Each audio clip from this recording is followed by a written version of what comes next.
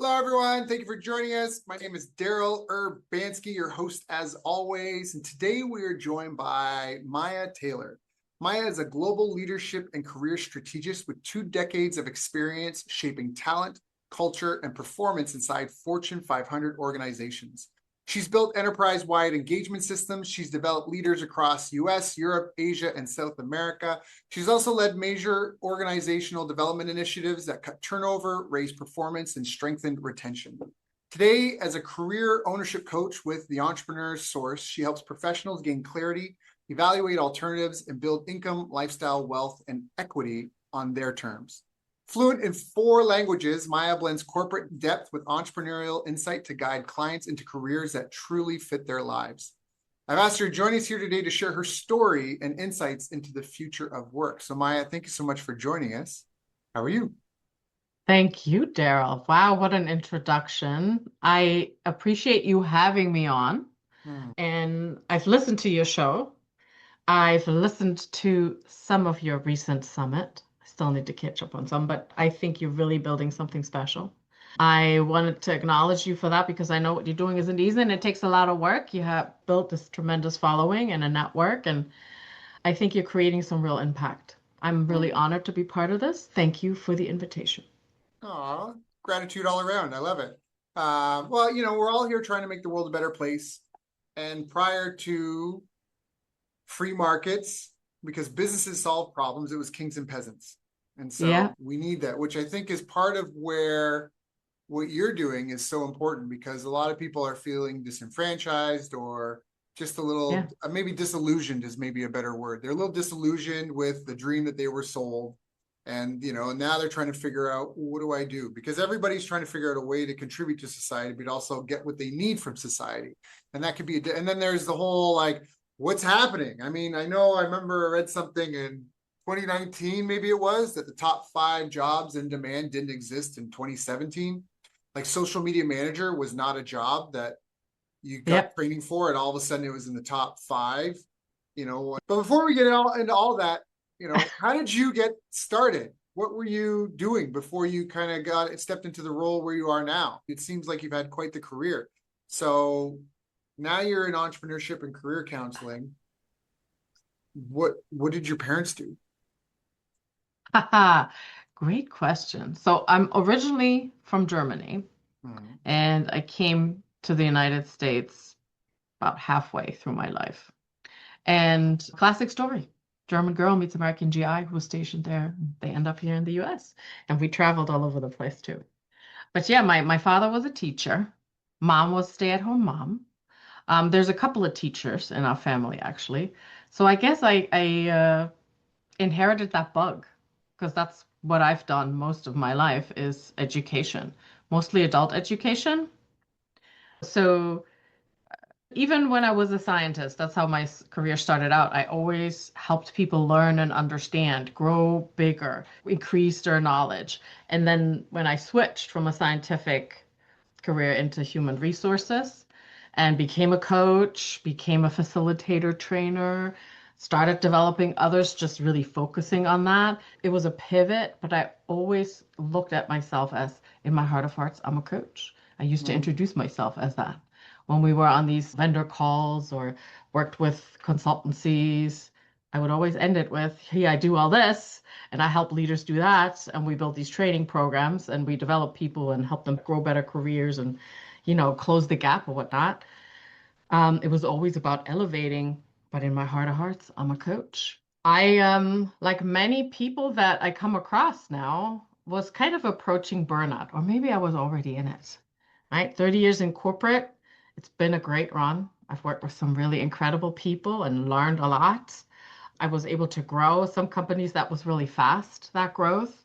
I was lucky. I worked my way to the top. I climbed that ladder, right? And it was fun while it lasted. Did a lot of travel all over the world. And it was satisfying until it wasn't. And it feels like we all somehow get to a point in our career where you're like, is this all there is? Hmm. Or is there Hmm. something more? I know I have more to give. And a lot of professionals I meet now, they bump up to a ceiling or they get kind of stuck or pigeonholed. Maybe they're burnt out. There's been a lot of layoffs most recently. So Mhm. your career ends due to no fault of your own. Mhm. And that kind of lack of power, lack of control, that kind of propelled me. I really need to build my own equity. I've always had a little bit of this entrepreneurial bug. Started my own coaching company in like 2012. But that's hard when you build it yourself and you only have part-time time to devote to it because you still have a very busy corporate job that has you travel all over the place and do things, and you have a family. So that always took a back seat. So part-time efforts, part-time results, right? That's what happens. And this whole startup thing was difficult for me. So I was very surprised to learn that I have options and choices. And I wasn't aware of the franchising industry at all, how much support there is. Um, it was drinking from a fire hose still and learning how to be an entrepreneur. And by all means, I'm still learning. But my aha moment was when I met my career ownership coach, not quite 3 years ago, almost 3 years ago. I had 9 bosses in less than 5 years. So it was like this revolving door of VPs coming in and out. I still did my work and Mhm. achieved goals and managed to pull off global strategies. But the VPs just kept rotating in and out. And At the every company time, you were at, yeah. the last company I was at. And I'm sure some people can relate. Every time you have a new boss, you have to prove yourself all over again. Your career kind of stops because they don't know you. They don't know what you can do. You need to understand how do they prefer to communicate. You need to understand what's their vision now because every time you get a new face, that slightly changes, right? And when boss number 9 came around for me, number 9, I was like, I can't do this one more time. I just can't do it. So I started looking and I had interviews, but nothing was good enough to leave what I had. It would have been the same thing with a different color, different Mhm. frame, right? Mhm. So I Mhm. didn't leave, but I met my career ownership coach, Sarah. Sarah changed my life. She knows. So, Sarah, if you're listening, you're awesome. And to understand that, wait, I have options. I don't have to do this for the rest of my life. Where were you for the past 10 years? Why is this such a secret? I want to do what you're doing. So she introduced me to this opportunity, and that's why I am sharing the knowledge because I think more people need to know about this and not feel stuck. You don't have to be stuck. You can build your own dream and you can do it with support. The entrepreneurial community is huge. In franchising in particular, it's more supportive than it is competitive. Like Mm. sometimes in the corporate world, it's pretty competitive because there's fewer places at the top, right? I've had great teammates, but I've also had teammates who, Sociopaths. well, No, it's true. In a lot of you said, companies, nobody wants to admit this, but there is, just like there's all different shapes and sizes in the jungle, in the corporate ladder, there is a way to the top that requires you to be a complete sociopath. This is what it is. I don't know what to say. yeah, I think you're right. You have a point. And unfortunately, if you cross paths with too many of them, whew, Yeah. either you lose yourself too and you become a sociopath, right? Because it is that competitive, or you decide to get off that wheel. You just Yeah. decide this is not for me anymore. And that's what I decided. Yeah. So now I'm part of this community. The benefit being in franchising is there is the effort that you put into your business, just like you would with any business that you run, but there's also the effort and the processes, the people that the franchisor puts into it, right? They provide Mm. that. It's a template.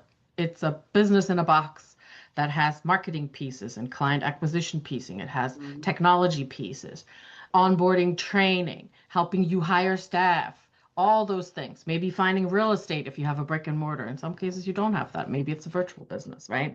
Mm. But you're investing in a business in a box and you don't have to figure it all out by yourself. Somebody has already Mm. done that for you. And the third leg of success is really your peers, the other owners. In my Mm. case, it's the other coaches. What I've learned from the other coaches is priceless. And I've been coaching for a while. So when I get stuck, I always have somebody to call. It's not like just me, myself, and I here in my little corner being the Yeah. solopreneur. Yeah. Um, so that is huge to me. Yeah. And that made the transition possible. So I feel like I want to be that bridge builder. right? If you feel stuck in employee world, there is a path with help to get to the other side and become an entrepreneur. And I'm Do you, passionate about this. do you feel like you kind of touched on it there? I almost want to go deeper in this. Do you feel like it's more collaborative than, say, climbing the corporate ladder? Would you agree with, and what are your thoughts on the thesis, we'll call it, that it's more collaborative because in the business world, you're building a solution to a problem and the problem's constantly evolving. So nothing is static per se, but maybe in a company, you might rise to a certain echelon and then you're about like securing your position. Do you get what I'm saying? Do you see it? Am I wrong? I've never climbed the corporate ladder, so I don't even necessarily know if I have false ideas about that. I'm not sure if I'm fully understanding your question, but how I look at it is you can do everything right and you can solve all the problems and come up with shiny strategies that are executed beautifully, right? But if the right people don't love you and support you and speak about you positively in rooms that you aren't in, Mm. then your career may Mm. not rise to the top. It is no longer the, oh, I'm going to do good work, great work, and the work will speak for itself, and that's how I get promoted. I don't think that's true anymore. Mm. Um, because for me and so many people, just like this last week or two, there was so many people who are like, shocked and stunned. They're on the call with me. It's more of a grief coaching call than it is a career coaching call because they're still licking their wounds from that recent layoff and they didn't see it coming. They've been with the company so many years, and all of a sudden they either got bought out or leadership changed their mind and changed the strategy, and oh, you're no longer needed. So even though they did what they needed to do, right? You don't have that control. To Mm. me, that was the deciding factor for me to leave. Like, I'm busting my butt, working long hours.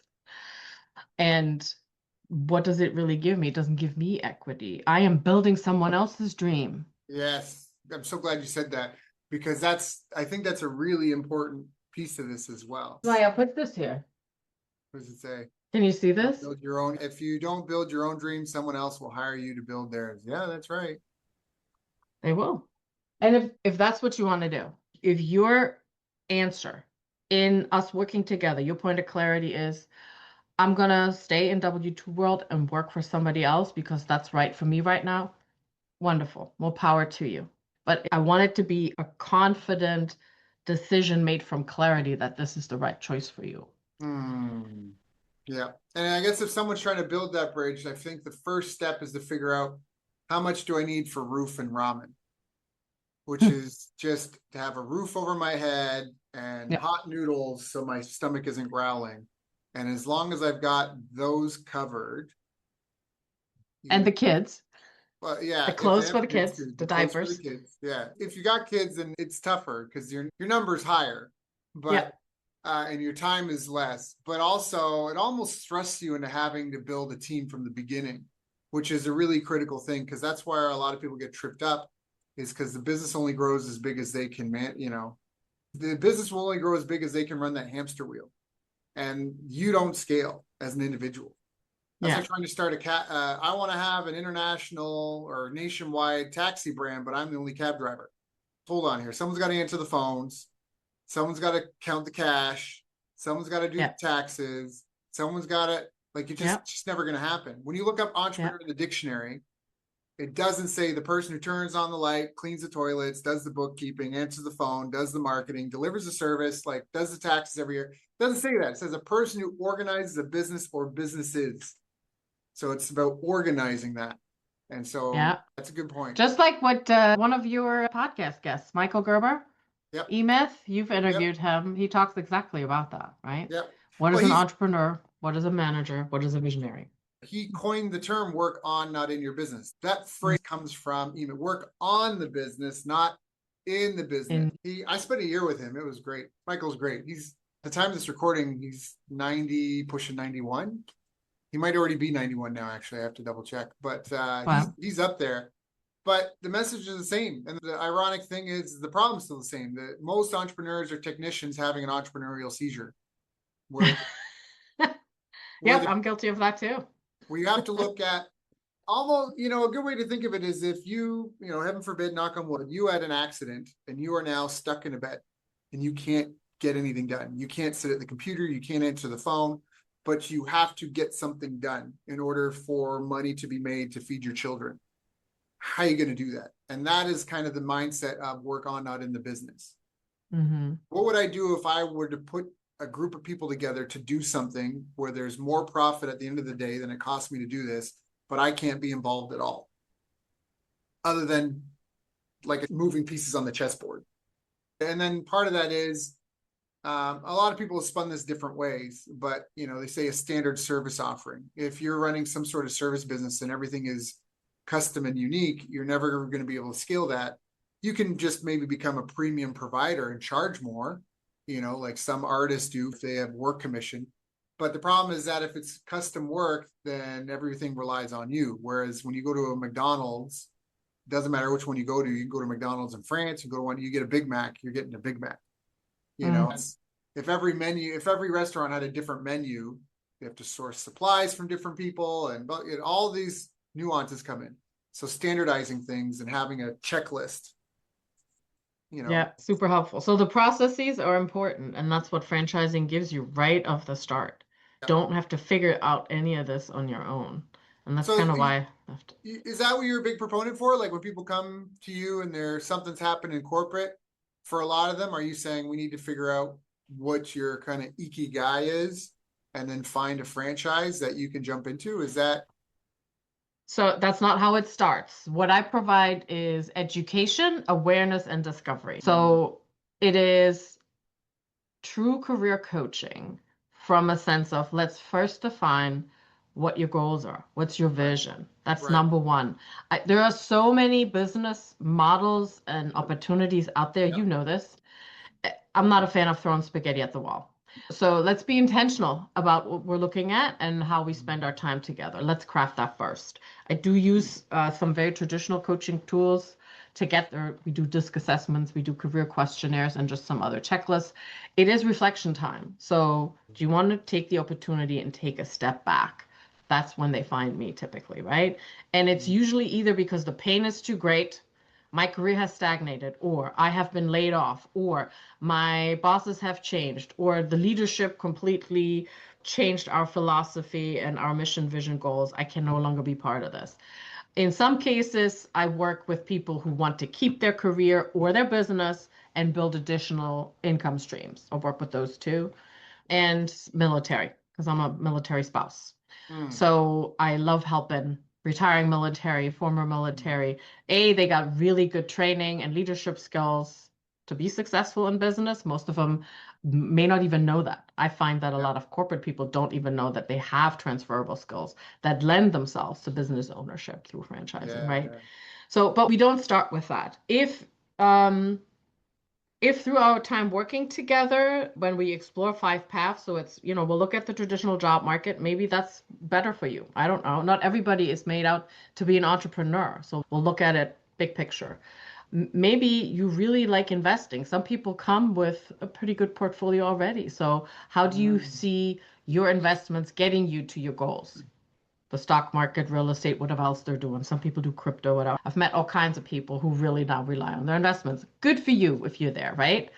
And then business ownership, either you start your own company, you buy somebody else's, or you go in through franchising. Those are the 3 major paths, right? So I provide education on all of those, and we figure out which path is the best for you.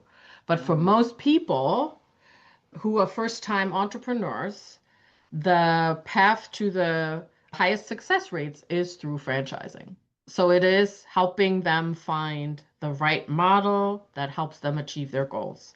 By this time, we have clarified how much time they're willing to spend, want to spend, can spend. What's most important? Is it the money that you make right now? Are you okay with medium kind of money, but you really want the flexibility? You want to spend more time with the grandkids, or you want to travel around the world, or I want to have a pilot license because I always wanted to do that and I never had the time. So it's really clarifying those goals. Some people come out of retirement. I actually am working with a guy right now. He's like, I'm so bored. I need something to do, but I want it to be meaningful. That means we're looking at a different set of businesses than I would with somebody who wants to make 2 million a year. Right. Yeah, that makes perfect sense. I love that. I think that's really powerful because a lot of people, they think, okay, if I'm going to go into business, I have to find product market fit. And the reality is you need to find product market founder fit, because otherwise your business becomes like the book report. You just can't get done because you have zero interest in it. So you have to have that founder fit piece as well. And then what you're saying is that there's all these proven models and paths that will shortcut your learning curve to getting the results that you're after. It might take some sort of investment. Like you said, maybe you need a 16-unit rental building. And so now you got to find the investors and financing to get into that. And it's going to take you a year, 2 years to pay off the mortgage to where you want to be, or you talk about franchising. Franchising is so powerful because someone starts off, that's called the franchise prototype. And that's where they've got the original store or the original operation where they figure out everything and they create the checklist and the documentation. Yeah. But like a pizza joint, if I've got a successful pizza joint where in my neighborhood, I can only serve what's the radius? Like 50 miles in my area is probably might even be too big. So there's no way I can serve. And that small niche is enough to make this business successful. And then these people, they can only run so many of them themselves, like maybe they've got 5, 10, 20 already, but they got the manual. So then they open it up. Hey, you can open one, but you got to do it the way we do it. And so you're buying into that to be part of the network, and then you get everything. And often what franchises turn into is an operations manual and then a group contribution to a marketing budget where 20% of your income has to be paid back to HQ. And that's part licensing fee. And part of it is also to go to the marketing pot because they're constantly testing the marketing materials. And when something hits and works, they test small and then they roll it out to everybody and they peel and stick the different phone numbers and addresses, and then that's part of what you're getting. And so that's like an economy of scale that's really hard to do as a small owner operator on your own. And so that's a great model. Right. Like you said, if you can find something that fits. Right. And a lot of people don't even know how diversified franchising has become. It's not just French fries, right? Yeah. Actually, I don't really work with big fast food. That's a significant investment in most cases. If you know how much it costs to get into a McDonald's, for example, right? That's a lot of cash to get started. We don't work with that. And they have their own process anyway, right?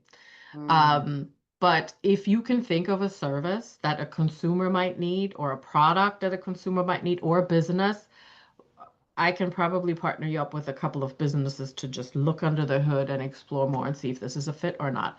Whether that's senior care, childhood education, dog walker, or any other pet care, whether it's consulting, logistics, home improvement. If you can think of a service, we'll probably have a company that we can, whatever the client is interested in exploring more, we probably have a match that you could look at.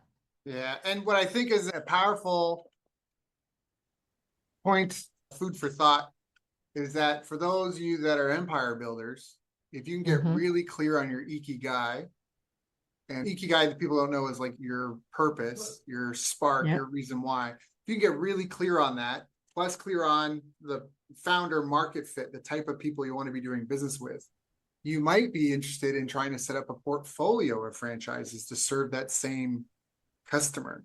Because now the businesses are sharing leads and customers across. And so the marketing you spend on one business is benefiting the others. It's like if I started a franchise that installs pools, well, you're only going to install a pool for someone once, typically, in their lifetime. But afterwards, there's all sorts of other needs. Like, do they need landscaping? Do they need new patio furniture? Do they need swim lessons? And so now all of a sudden, you find a way to put a couple of these together, you could really have something powerful.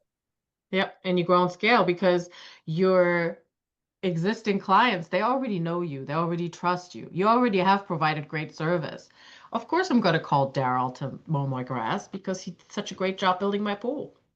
100%. So what are some of the skills or behaviors you believe are most important for people that come to work with you to improve and develop? Oh, number one thing, you must have an open mind. You will hear and learn about things that you've never heard of before. And know that what you know up until this point, that's great, but what gets you here won't get you there, right? If you want to transition into something else, you need to be open to new. And I would say the most derailments happen because people lose that open mind. They get scared. Okay, let's be scared together. This is a risk-free, cost-free coaching journey. I don't charge for my services. Because the business community I partner with, they pay me referral fees. That's how I make my money, because that's what people usually want to know. Well, what's in it for you? You know, this sounds too good to be true. But it's really a coaching journey. All you need to bring to the table is an open mind. If you can't have that, you and I probably are not going to work out, right? We're going to dig deep and explore, and fear will come up for sure. But what's the antidote to fear? Because people will say, "Oh, I don't have the money to do this." Because business ownership means you're investing in yourself, right? Building your own dream, building your own equity requires some sort of investment. And we'll figure out together what that looks like. The funding piece is part of the education. That usually generates some fear. But the more knowledge you gain, then you have your answer for the fear, and you start realizing what you used to think was true, maybe no longer is for you. And so come prepared with an open mind and do some homework with me together, right? You don't walk alone in this. And I promise you, you will get to a point of clarity. None of my clients are still wandering around in the desert wondering, oh, what if and could I? No, as long as you do the work and allow yourself to imagine what can be possible and you're open to that, we'll find a way. So what are some of the biggest mistakes that you see your clients making? Where are people getting tripped up aside from an open mind? Yeah, I would say we call them crabs in the basket. They know more. Yeah. Yeah. I mean, maybe that's not one of the bigger ones, but it's significant enough where it comes up. I mean, the biggest one is, make sure your money is right. Make sure that when you go into business ownership, that you are funded properly in your personal budget as well as your business budget. And we have lots of learning around that and what that should look like. But the crabs in the basket, when you finally can see a path, and I can usually see that aha moment in people, which is thrilling to me, where they're like, oh, wow, I think maybe I can do this. But then here comes dad or the wife. Well, go get yourself a real job. What is that harebrained idea? This is never going to work. Yet here are, 250 owners who just started in the last few months, and they are all now running their own show. So the crabs in the basket can be dangerous. Yeah, that kept me out of real estate till I was in my mid-30s. Because I found deals and I tried to get my family involved, and they just had no. You know what? They love you. They don't want you to fail. They don't want you to make mistakes, and they give their good advice. And it's outside their wheelhouse. That's something people have to understand. This is a quote, whether you're religious or not. I love it. Don't expect others to understand your grind when God didn't give them your vision. Yes.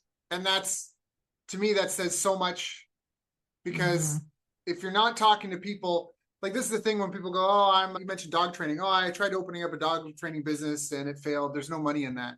Well, I don't know. I could probably pull up some people doing like $1 million a year in dog training. So it seems that there is the money in it, but you just didn't figure out how to get to it. And so this is the idea. When you start asking the advice of people that haven't been there, have no results to show for it, don't know the ins and outs, it's outside their wheelhouse. It's like asking a candle maker, how do I get into pig farming? Like, they don't know. They're the world's greatest candle makers. They've got a successful business at that. You ask about pig farming, they don't know. It's too foreign. And for them, it is risky, because I know candle making. I know how to do this. I know the industry. I know the trends and the seasons. This is a surefire thing. Yeah. And so that's where you have to be careful. Everyone has an opinion. So you have to be that's right. Getting your advice from. Yeah. That's right. Yeah. And you have to be protective, and you have to be protective of your dream too. Yes. You're meant to do something that's unique to you when you came here on this planet. So why are you comparing yourself to other people? Yeah, 100%. 100%. I don't know if people on this call realize this, but there's two things I want to say. First off,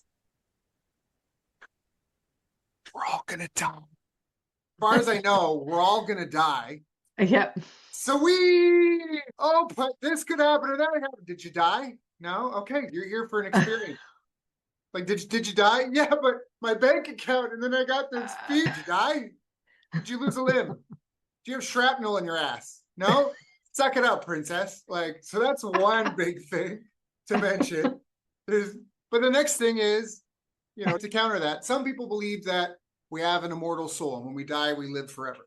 Some people believe in reincarnation, which means that we're going to die, come back, and this life is not the end. And then other people think that through technology, we're going to achieve immortality. All three basically represent a huge percentage of humanity that believes that there is the potential for an eternal, immortal existence in some way, shape, or form. So now ask yourself this: what would my immortal self cherish as trophies? What would my immortal self be proud of and want to put the trophy of above the fireplace? Is it when I just kept clocking in and being a cog in the corporate wheel where I didn't feel fulfilled? I mean, if I'm loving it and I'm loving what I'm doing and I'm getting something from it and it's giving me energy, that's one thing. But if it's soul sucking me, is that something my immortal self is going to be proud of? And so, like the same thing, you might have to take a leap of faith. Okay, well, if you work with people, I mean, there's imagine two people that want to win a gold medal in judo at the Olympics. And one is going to watch some videos, read some books, and figure it out with a buddy in the garage. Full potential, possibly going to make it. There's a percentage. It's not, the chances is greater than zero that they're going to make it. And then you have the same person and they go get a mentor who has won a gold medal in judo, the Olympics. Heck, they get 2 or 3 mentors who won gold medals at the Olympics. And I think it's all relatively self-evident which one is going to be more likely to get there faster, easier, with less setbacks, less injuries, and with greater ease. So to speak to your point on that. Isn't it in Think and Grow Rich, right? There's somewhere, I'm paraphrasing, but if you want to be rich, you got to do what the rich people do. If you want to fall in love and find your soulmate, watch and see what other people have done. How do you need to show up to get that person, right? So it's important to surround yourself with people who support a growth mindset, if that's what you want to do, because otherwise you're just going to keep doing what you're doing and probably going to stay where you are. And I'm not saying that's bad. In some cases, that's okay, right? You need to stay stable and steady. We all have phases in our life where you need to be that anchor, right? But maybe it's time to kind of branch out a little bit. So that's what this education journey is about. And by the way, for your listeners, free offer. If you reach out to me on social media, either LinkedIn, Insta, or Facebook, or you go to my website, majataylor.com, and book yourself a call. If you reach out to me and say that you've been, listened to Daryl's podcast and heard me there, you will get a free disc assessment. It's an executive version, and you get a free debrief with me. That's at least $200 value. So for your listeners, that's my offer today. Can I get it? I want a disc assessment. Yeah, okay. I'll give you one. And also, I want to say for everyone listening, do me a favor, go leave a 5-star rating for Daryl's podcast, wherever you're listening, whatever platform, right? So he can impact more people, gets more followers. I did mine on Spotify because I listen on Spotify. I know some others listen on Apple, so go do it on Apple. But yeah, thank you for having me as a guest on here. Yeah. And thank you for everyone listening in. Yeah, that's a huge, big win. That's a big gift. That's why I said I want the disc assessment. You have to know yourself. That's from Sun Tzu, The Art of War. If you know yourself and you know others, victory is assured. If you know others but you don't know yourself, failure is inevitable. So. Oh, very good. Yeah. Yeah, that's true. Really, really, because you are the flame, the spark that drives your business 100%. Yeah. So, yeah. For sure. So where do they go? What's your website URL? Let's put that in there. Let me look it up. Your website was Maja Taylor, MajaTaylor.com. Is that correct? Correct. Yeah. That's it. Maja Taylor, book a call, contact her on LinkedIn, let her know that you heard from us here, and get your free DISC assessment. That's fantastic. I love that. That's super cool. People don't know DISC is one of the most well-versed personality assessments, right? Tells you what your strengths and weaknesses are and how you interact with other people of other types. And it can give you insights if you find that you've got relationships in your life that are difficult. It might be because you aren't communicating in the way that two people of those types need to communicate. And it can just Yep. be a simple pivot and adjustment. Yep. That's a powerful one. That's a super Yep. powerful one. Yep. This So leads to better outcomes. It 100%. teaches you how to do that. And so in terms of career counseling and planning, like where do you see things going over the next 3, 5 years? There's so much happening geopolitically. We're having a lot of disruption with technology. If you're trying to help guide people into the future, what does your crystal ball say? Oh boy. I don't know if I want to say that because I am not psychic, but what I've been seeing is that corporate America is in trouble and the people in it are in trouble. Just look at the numbers of who's being let go and laid off and the restructure, right? There is a lot of uncertainty in the market, yes. But do you want to hope it gets better and hold on, or do you need to find other ways to provide for yourself and your family, right? Is it time to look at other options? And do you want to take more control? How much more time can you let by without really taking charge of your own future and hoping that somebody else will hire you? I talk to people every day who are like in the job market for 6 months, a year, and still haven't gotten a reply. I think the landscape has definitely changed. I'm not saying there aren't any jobs out there anymore. Of course there are, right? But it's just getting tougher and tougher to land the one that really, gets your juices going or really uses all your skill sets, has you living your purpose. So think about, what do you want to do? Do you want to just continue to go by, scrape by with your career, or do you want to start using your gifts and talents to build something for yourself? I Mm, think we're kind of leaning back into smaller business, and while the corporations get a lot of benefits these days, I don't know that it's sustainable to continue the churn that we're going through right now and mm, not for things to shift. Eventually, the pendulum will swing the other way and people will take back their power because you got yeah, to eat. yeah. You got You to got to eat. eat. And that's where businesses solve problems. And so Yep. for people, you might be the founder or the owner of a business that helps change the world. Like you just don't really know. Like I said, before we had free markets, it was kings and peasants. Even China had to adopt some sort of semblance of free market capitalism in order to be competitive on a global stage.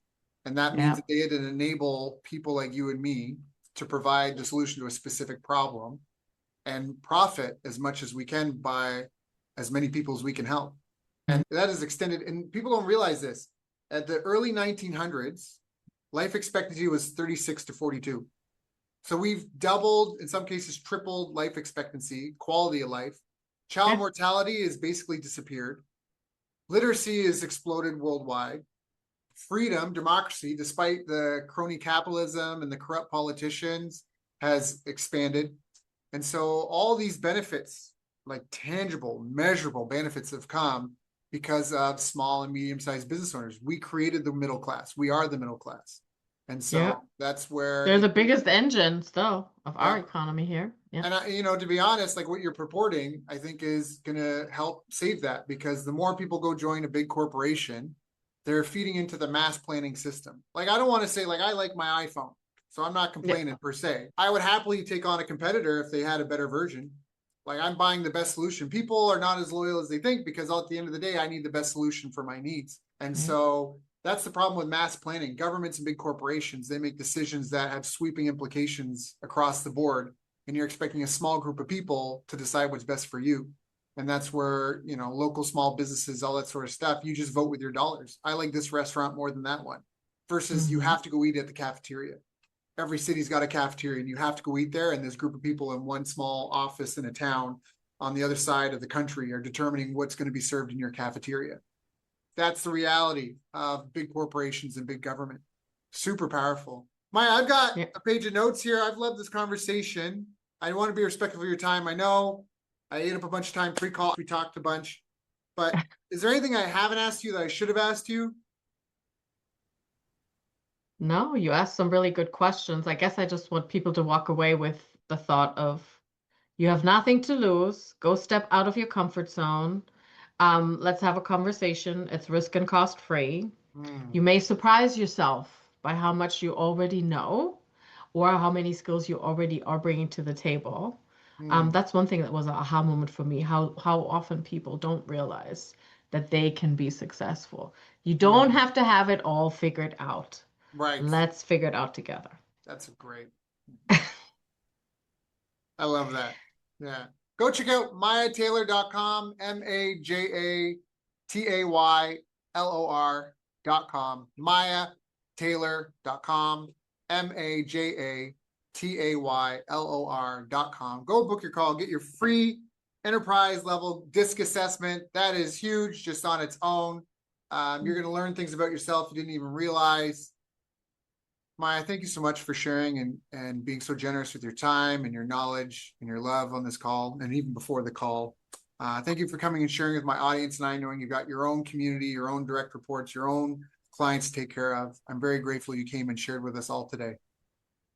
It has been an absolute pleasure. Thank you, Daryl. This was great fun. Let's do it again.